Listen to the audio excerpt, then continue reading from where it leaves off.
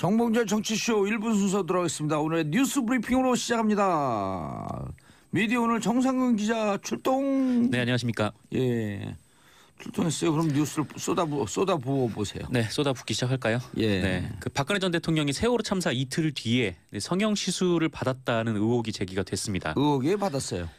받았다는 의혹 수준인 것 같아요. 아직 이게 뭐 재판 결과가 나온 건 아니기 때문에. 재판요? 뭐 이 성형 시술한 걸 재판을 얘기해? 그러니까 뭐 특검에서 이제 그 박영수 특검 있잖아요. 예. 그 박영수 특검에서 일종의 이제 재판부에 제출한 수사 보고서에 이런 내용이 나와 있다는 거죠. 시술을 받았다. 네.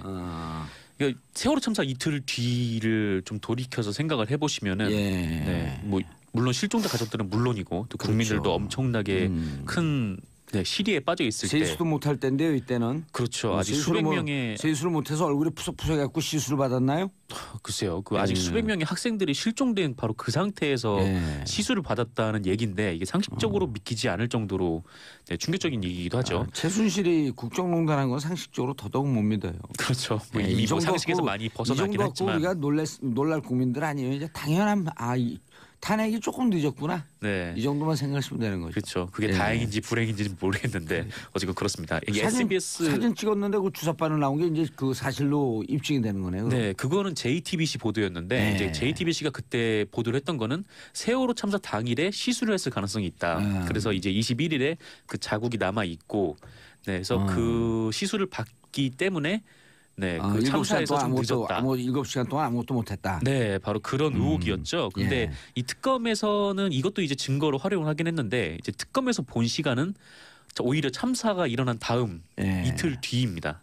근데 이 증거가 있는데 이 정황이라는 것이 이 김영재 원장과 그 부인 박채윤 씨의 행적을 특검에서 조사를 한 결과 뭐 이런 결론을 내렸다고 해요. 그러니까 김영재 원장은 2016년 4월 18일에 그 청와대 인근 커피 전문점에서 커피값을 자신의 카드로 계산한 정황이 있고요. 그 커피값 결제를 했다고 하고요. 그리고 청와대 관계자를 만나서 함께 청와대로 이동했다. 네, 이게 이제 특검에서 밝혀낸 것입니다. 그리고 이틀 뒤인 20일에는 그 박채윤 씨의 휴대전화 위치 기록에 청와대가 있었다고 해요. 그래서 특검에서는 18일에는 시술을 하고 그다음에 20일에는 그 부인인 박채윤 씨와 함께 김영재 원장이 들어가서 일종의 그 시술이 잘 됐나, 뭐 그거를 이제 검사하러 들어간 거 아니었나라는 거죠. 수술 후 뒷치료. 네, 그렇습니다. 어쨌건 그렇게 된 것 같다라는 건데 그래서 뭐 그것뿐만 아니라 또 하나 좀 정황이 또 있거든요. 그 세월호 참사가 발생한 4월 16일부터 무려 9일 동안 박근혜 전 대통령의 외부 일정이 없었다는 겁니다. 그러니까 외부가 아니더라도 그 공식 일정으로 잡아놓은 게 고작 4건뿐이었다는데 그나마도 이 4건 중에서 2건이 세월호 참사 이후에 부랴부랴 잡은 일정이었다고 해요. 그러니까 한마디로 이거는 의도적으로 공식 일정을 축소를 했다고 볼 수밖에 없다. 언제부터 언제까지? 네, 4월 16일부터 9일이니까 네, 4월 24일까지. 네, 그 축소가 기간 동안에 아니라 일정 자체를 아예 없애버렸네요. 그렇죠. 이때는 일정이 보통 없었다는 거죠. 수술하고 붓기 때문에 한 일주일 정도. 네, 그래서 시술한 자국을 보이지 않기 위해서 네, 그렇게 하지 않았나 뭐 그런 얘기입니다. 또 어쨌건 세월호 참사가 일어난 지 지금 이틀 뒤에 이런 시술을 했다는 거는 네, 좀 개인적으로 굉장히 충격적인 일이기도 하고요. 근데 그 이런 분을 대통령으로 뽑자고 주장했던 그분들은 다 어디 갔어요 지금? 그러게요. 뭐 그분들 중에는 뭐 보수가 혁신해야 된다면서 당을 나간 분들도 있고, 네, 또 다시 그 당으로 들어간 분들도 있고. 국민들이야 속아갖고 국민들이 현혹돼갖고 네.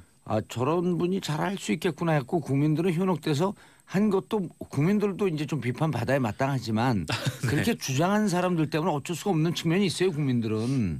그렇죠. 그러니까 뭐 계속 2012년 대선을 돌이켜 보면은 정말 뭐 국정원 직원이 그렇게 뭐 댓글을 단 흔적들 뭐 그렇게 정황이 있고 그거를 했는데 뭐 경찰이나 이런 국가기관을 총동원해서 지금 박근혜 대통령이 탄생이 곧 된 거잖아요. 그래서 그런 걸 보면은 정말 이 국가기관 그리고 뭐 당시 여당 이런 쪽의 잘못들이 뭐 그냥 넘겨볼 수만은 없는. 어제 한겨레 20일 하호영 기자 나와갖고 특종 단독으로 했다 그러면서 하호영 씨가 나서 누구죠? 그 국정원 여성분? 김하영 씨. 김하영. 하영. 김하영? 하호영 김하영 이상한데?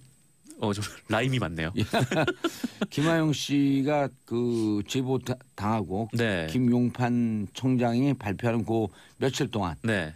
전화 추적으로 3천 몇 건의 전화 추적을 했더니 네. 집중적으로 이런 정보기관과 전화가 이루어졌다. 네, 저도 그 얘기를 들었는데 네. 그때 당시에 한 빌딩에서 뭐 국정원 직원 그리고 네. 경찰, 네. 경찰 고위 관계자, 그다음에 여당 뭐 이렇게 뭐 그 당시 뭐 전화가 샌들- 이루어졌다고요. 또 이제 선대본부 그쪽 사람들이 다 모여가지고 또 얘기를 나눈 정황이 있다는 거 아니에요. 그래서 그거를 보면은 완전 이게 국가와 뭐 여당 그리고 네.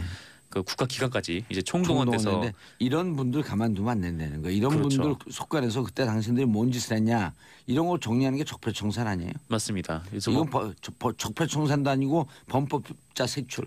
범법이죠. 이거는 네. 국가기관에서 선거에 개입을 했다고 하면은 이건 민주주의의 근간을 드는 중죄이기 때문에 네. 네, 그리고 이런 철저하게 수사를 해야 됩니다. 잘못된 것을 덮으려고 기사 쓴 기자들. 네, 예? 정상근 기자는 안 썼어요? 뭐 바른대로 저는 얘기 안 하세요?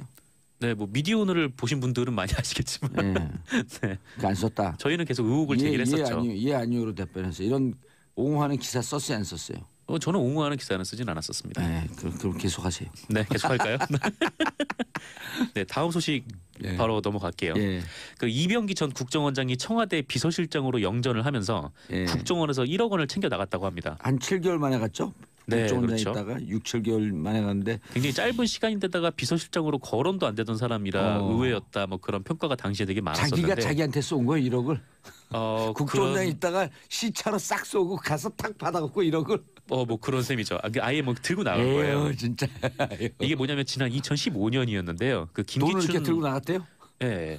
전 비서실장이 후임으로 부임을 하면서 예. 당시 국정원장이었잖아요. 예. 그래서 나갈 때 국정원 직원들한테 돈을 준비하라고 지시를 했다라고 합니다. 왜냐면 비서실장으로 조의되니까. 그렇죠. 보통 이제 청와대에 계속 상담을 하지 않았습니까? 예. 그래서 이제 자기가 나에게 상담을 청와대가 해라. 가니까. 셀프 상담.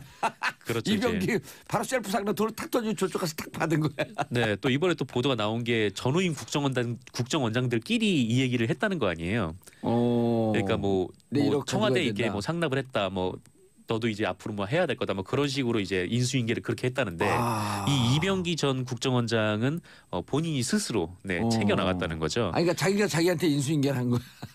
그렇죠. 뭐 후임이 혹시나 안 줄까봐 뭐 그랬는지는 잘 모르겠으나 어쨌건 그 돈이 1억 원이라고 합니다.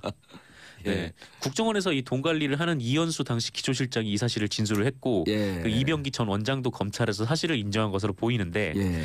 다만 이병기 전 원장은 이 돈을 국정원 직원들 경력금으로 썼다 이렇게 진술했대요. 예. 하지만 국정원 관계자들은 이 돈을 본 적도 없고 받은 본 적도 적도 없다고 없대요? 합니다. 네. 그래서 국가의 재정이 특히 안보를 위해서 써야 될 돈을 이렇게 뭐 자기 쌈짓돈 가져가듯이 이렇게 챙겨 나간 정황이라고 볼 수가 있겠죠. 예, 이 1억 원이요. 네.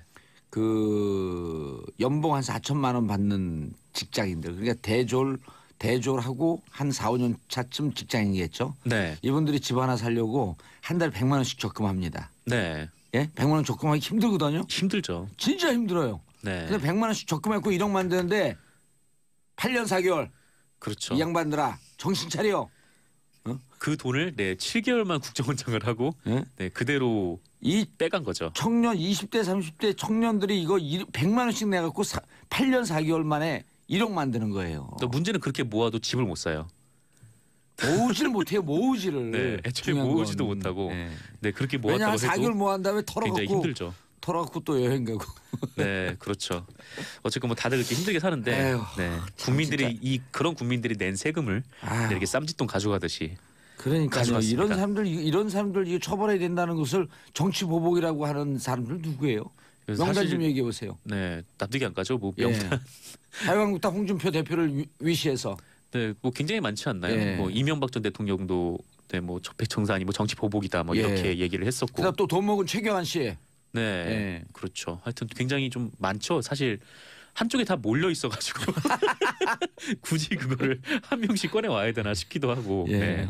기자가 무서운 얘기하네. 그냥 통으로 그 일망타진하자 이런 얘기네요. 아니요, 뭐 일망타진하자는 얘기 그렇게 주장하는 분들이 한쪽에 몰려 있다라는 뭐 그런 얘기입니다. 다스 비자금 특검 직무유기 공소시효 불과 3달 남았다. 네, 좀 구체적으로 말씀을 이거 드리면 무슨 얘기예요? 당시 BBK 사건을 수사한 정호영 특검팀 있잖아요. 예. 이 정호영 꼬리곰탕 특검팀이 특검. 네, 그냥 이명박 대통령 당선인 불러가지고 꼬리곰탕만 먹고 헤어졌다 이제 뭐 그건데. 그거만 보도됐죠. 네. 실제로는요 이명박 대통령 셀카 찍고 그러고 갔어요. 아 그래요. 아 이제 뭐 대통령이 됐으니까. 예. 뭐 가보를 남겨야겠다 그런 건가요? 찍고 박수 치면서 셀카 찍고 그랬어요. 네. 제가 다 알고 있어요. 제가 그 옆에 있었거든. 뭐 일종의 뭐 데스노트 같은 거예요. 이렇게. 근데 어쨌거나 이 BBK 사건을 수사한 정호영 특검팀이 다스 비자금 120억을 발견을 했는데 덮었죠.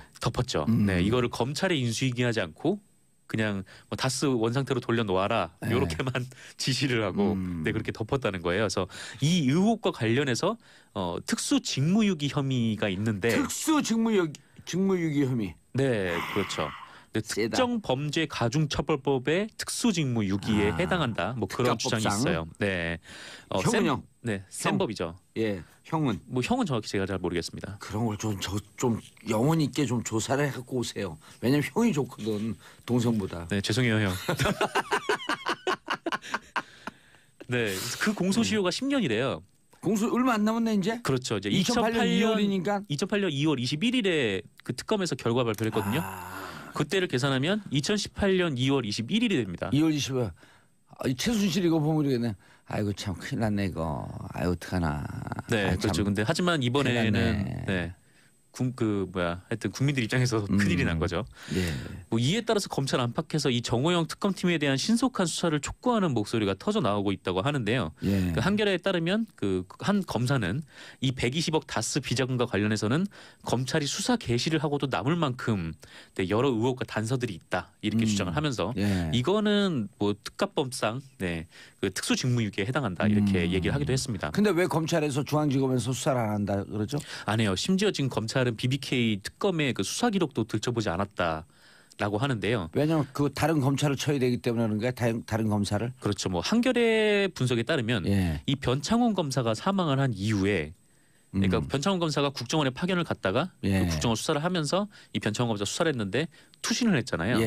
그래서 그 사망한 이후에 검찰 내부의 기류가 좋지 않아서 이번에도 그 뭐랄까 하여튼 당시 특검을 조사를 하게 되면 특검에도 당시 파견을 간 검사들이 있으니까 그 검사들을 조사를 해야 된다는 거예요. 근데 당시 갔던 검사들이 지금 이제 박정식 현 부산고검장, 그리고 차명기 수원지검 1차장, 그 조재빈 대검 연구관 이렇게 나름 검찰의 고위급 인사들로 포진이 돼 있답니다. 그래서 검찰이 자기 스스로 검찰 조사 안 하니까 공수처 필요하다는 거예요. 네, 근데 그 공수처 논의도 지금 자유한국당에서 반대를 하고 있죠. 왜냐하면 자유한국당은 공수처 하게 되면 자기들이 대상되니까 반대하는 거예요. 근데 어떻게 보면은 지금 현 정권의 뭐 고위 인사들도 수사를 할 수 있는 건데 그것도 지금 자유한국당에서 거부를 하고 있습니다. 어쨌든 검찰이 자기 식구를 조사해야 되기 때문에 안 하고 있는 것으로 추정된다. 네, 그렇게 추정을 하고 있습니다. 유소희님 하루 빨리 수사 개시해야겠네. 공소시효가 3개월밖에 안 남았다니. 인사하세요. 네, 감사했습니다. 예, 저는 광고 듣고 2부 순서 돌아오겠습니다. 3변 시대 기대하십시오. 채널 고정하소서.